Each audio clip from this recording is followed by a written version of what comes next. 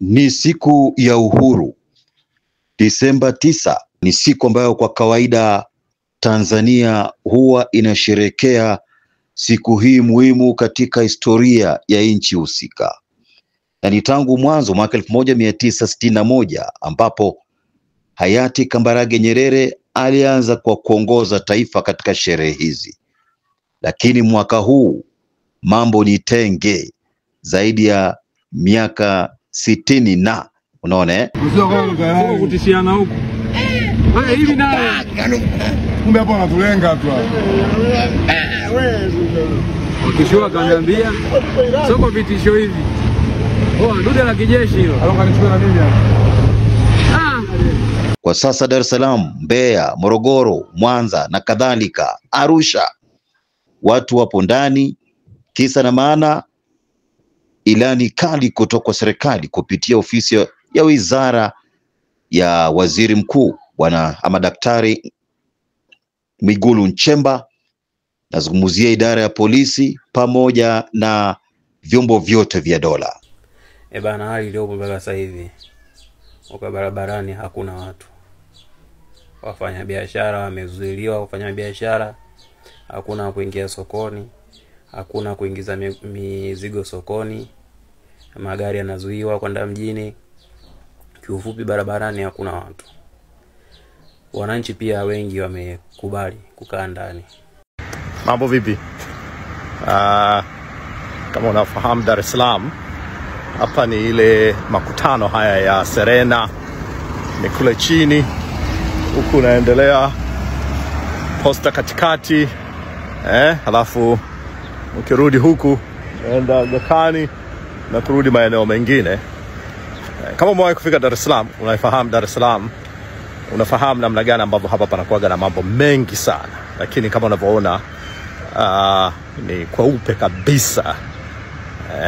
Hakuna magari, hakuna watu, kweupe kabisa. Maana yake kama walivyosema jana, kama hauna kitu cha muhimu cha kufanya mjini usije.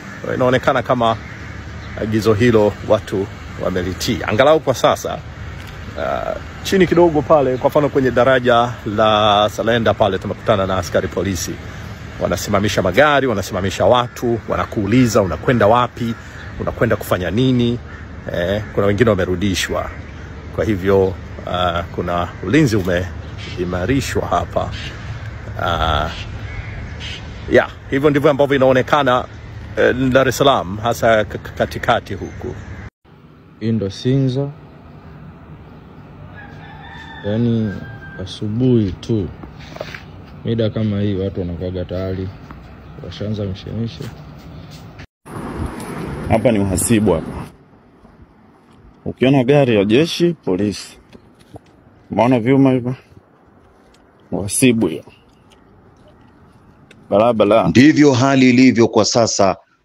Tangu asubuhi kupata usafiri imekuwa ni changamoto, na pia vile vile wengi wakiwa hawajitokezi kwenda makazi ama maeneo husika. Yani inaonekana kama ni hofu vile, badala ya watu kuwa kwenye sherehe ama kutulia nyumbani. Usalama tungekuwa Tanzania tunaishi hivi ingekuwa raha sana. Location. Soko kulindwa huku. Waishaingia Wajeda basi, shughuli hamna. Wajeda waishaingia location basi. Wanangu fungeni kamera. Wewe ukija kuona hii hawajui kama ni fake, hiyo wanajua wenyewe hii. Hali ya usafiri ni mbaya, hamna usafiri. Umekwepa hapa kwa kama muda gani? Kama saa mawili. Unaelekea mjini kazini, unakwenda hospitali, unakwenda kufanya shughuli gani? Naelekea nyumbani na mgonjwa. Hali ya usafiri iko vipi? Hali ya usafiri ndugu yangu ndo kama unavyoona. Gari linalopita ndo vyombo vya usalama ndo vinazunguka tu. Abiria wote tunaona kama tumezungukwa hapa, hatuna namna. Tulikuwa tunaelekea makazini, usafiri hamna. Vituo vya mafuta vimefungwa. Kwa hiyo hamna daladala inayobeba raia kupeleka makazini. Mimi mwenyewe hapa niko hapa karibia nusu saa.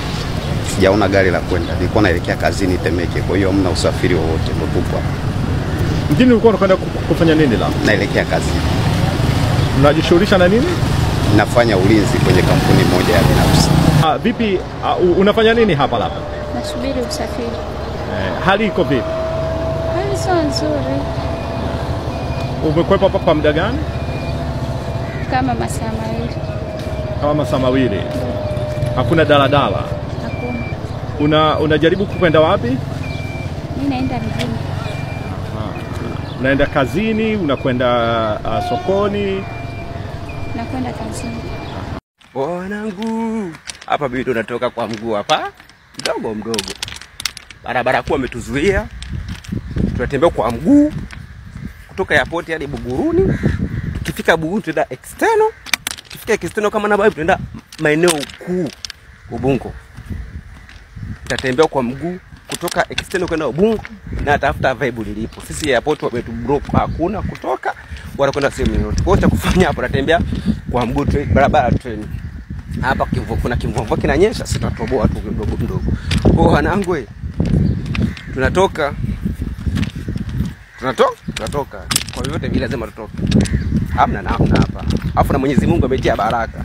Kuna kimvua kinanyesha, hata askari waloe kabisa, onyeshwe na mvua na mabomeo machozi ya wasinge hao. Yote shavuruga tuelewe hata kinachoenda nini hii. Ndio siku ya uhuru, alafu unaanza kuzuia watu wasitoke magetoni. Itoshe kusema serikali imepanic. Serikali imeingia uoga kutokana na ule msukumo wa vijana na hata taifa kwa ujumla, watu kuanza kuandamana kwa kudai kilicho chao. Kudhulumiwa, kunyanyaswa, kuteswa, kudharauliwa. Mambo ni mengi tu. Na hata majuzi wakati wa uchaguzi mkuu wapo waliouawa, wengine wakajeruhiwa, na hata walipopelekwa hospitalini wengine wakapelekwa katika mochwari, na hata wengine wakazikwa pasi na jamii zao kufahamishwa katika makaburi ya halaiki kisiri tena. Kwa hiyo kuna uchungu fulani unazidi kutokota. Taifa lipo kwenye njia panda. Hii ni asubuhi tumeamka, yani hapa hii ni ofisi za Azam Pay. Ofisi za Azam Pay, yani Azam Pay za Baresa. Tunapita mitaa ya Superdome. Hapa pamepoa, hakuna mtu, unapita kwa kuhesabu. Umenielewa? Watu tumeshinda njaa, tunaingia kitaa tunaenda kutafuta misosi. Hatuelewi inakuwaje. Hii mitaa inasifika kwa population kubwa kwa sababu kuna night club za kutosha. Ile ni Jack's Pub ile. Ile Jack's Pub inasifika kwa wanawake wengi wanaojiuza. Hii ni Superdome Masaki. Superdome. Hakuna mtu wala nini, yani pamepoa, pamefungwa. Ile ni Jack's. Hii Jack's inasifika kwa wanawake wanaojipromote kwa kutosha, lakini hakuna hata mmoja. Imefungwa takriban leo siku ya 3.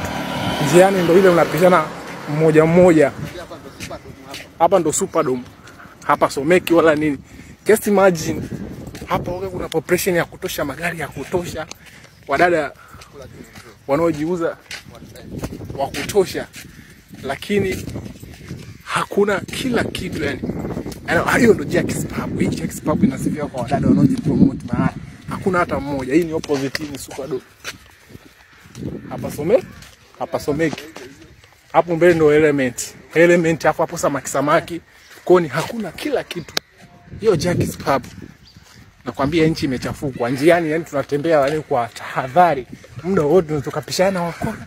Wakatupakia kama vile hawana habari. Kwa hiyo tunajiwaza yani hatuelewi inakuwaje. Kwa nchi imechafuka. Hii ndo Masaki. Oyster Bay Masaki, yani kwamba hakuna kila kitu kinachoendelea. Hiyo ndo samaki. Hakuna watu, yani panasifia kwa maparking ya magari yamejaa. Hakuna parking, gari ndo kama hizo moja. Gari zenyewe ni ubarozi ndo zinapita tu. Kama waelewi, ubarozi wengi wa nchi ndo waelewi. Unaona? Yani ubarozi ndo wanapita waelewi kama nchi inachafuka yani. Mabamu kama hayo ya Samia ndo wao watu hawayataki, wanaangusha chini. Hii ni samaki. Hapa someki. Pare warehouse Masaki. So poa, ninakwambia guys, nchi imevurugwa. Nini samaki hapa kuna magari yamejaa ya kutosha, lakini hakuna mtu hata mmoja. Cheki mitaani ni kunguzi nasikika. Hii hapa KFC restaurant. Hii restaurant ni kubwa na inasifika kwa wateja wengi. Hakuna mtu, imepigwa, imefungwa. Cheki. hakuna kinachoendelea. KFC hiyo gari ni moja moja, hakuna huduma, pharmacy zimefungwa. Hivi mama anataka nini jamani? Sasa tuachie nchi yetu, tumechoka. Hispania boda, geti zote zimefungwa, malori ya mizigo bado zipo hapo nasubiria mpaka hali tulivu. Kwa sasa maandamano, watu sidhani kama watajitokeza vile, lakini itoshe kusema maandamano inaendelea hata kwa ukimya huu. Manake vyombo vya dola vipo macho, vinaangalia itakuwaje. Wananchi wametulia na labda pengine wengine wanajifanya kuwa wajinga. Hali itakaporejea kama kawaida tena wataitisha maandamano, kwa sababu wanataka maandamano kufanyika wakati shughuli ni za kawaida kote nchini. Kwa hiyo kukwepa hii ni sawa na mtu kuruka mkojo na kukanyaga kinyesi. Serikali iko tayari kuua atakayejitokeza kwenye maandamano haya. Sasa wakiwa wachache watauliwa chapu, watafichwa, yaani watafutwa chapu kwa hamna mtu anayetokeza.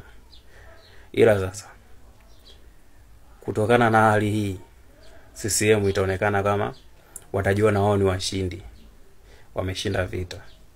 Kitakacho kuja kuwaponza ni mdomo wa Samia. Baadaye mtanikumbuka. Samia hatokaa kimya, lazima ataweka kamdomo kake kama kawaida. Ataanza kuwakebei wananchi, kuwasema vibaya, na vitu hivyo vitaingiza hasira kwa wananchi. Yaani mimi ninachosema ni kwamba, ambacho nawaambia mtanikumbuka, baada ya leo midomo ya viongozi wa CCM ndio itasababisha huko mbele baadaye kuja kutokea maandamano makubwa sana kwenye taifa hili. Yaani leo ni uongo, tarehe 9 Disemba hakuna maandamano makubwa. Ila midomo yao watakavyokuja kuitafsiri tarehe 9 Disemba wananchi kukubali kukaa ndani, inaweza ikapandikiza hasira na atakuja kutokea maandamano makubwa sana Tanzania baadaye, lakini si leo. Kwa wanangu, kwa kuamua kukaa ndani, mimi naona kama ni jambo sahihi, kwa sababu hatuwezi tukaenda sehemu na watu wamejiandaa kutuua. Kukaa ndani ilikuwa jambo sahihi. Lakini mimi ninachojua, mdomo wa Samia sio mdomo mzuri, ana maneno machafu yule mama, sio rais mwenye intelligence. Mdomo wake wa baadaye ndio utaenda kuchafua hii taifa. Serikali kupitia ofisi ya rais mwenyewe kanena kwamba ameunda tume ya kuangalia kilichotokea na kero za wananchi. Hapa nazungumzia undani wa chanzo cha vurugu katika taifa la Tanzania, mwenyewe akiwa ndiye mshukiwa mkuu, lakini ameunda tume maridhiano. Kazi ipo. Hii ni Bonga Tube Media.